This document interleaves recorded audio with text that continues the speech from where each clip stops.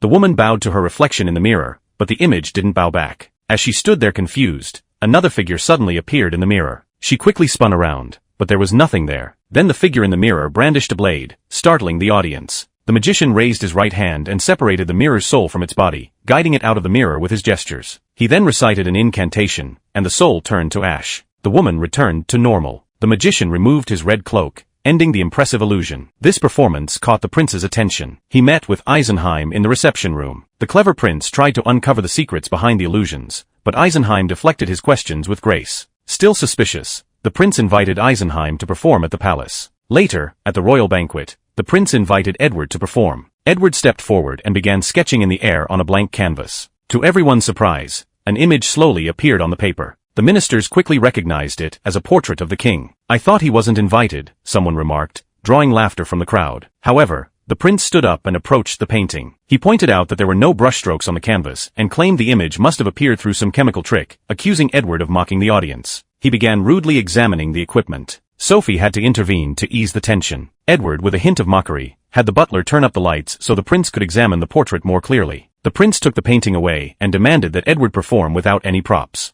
Edward calmly agreed. He asked for the prince's sword, and after examining it, began telling the legend of the sword in the stone. He invited an elderly knight to try pulling it from the stone, but no matter how hard he tried, he failed. Then a young man stepped forward and struggled just the same. The pressure finally fell on the prince, who also couldn't draw the sword. He glanced at Edward, but Edward wasn't finished yet. The audience began cheering and encouraging him. Edward nodded, and the prince was finally able to lift the sword effortlessly. Even though he succeeded, the prince didn't look pleased. He abruptly ended the performance. "But tonight's show will change your mind, Edward.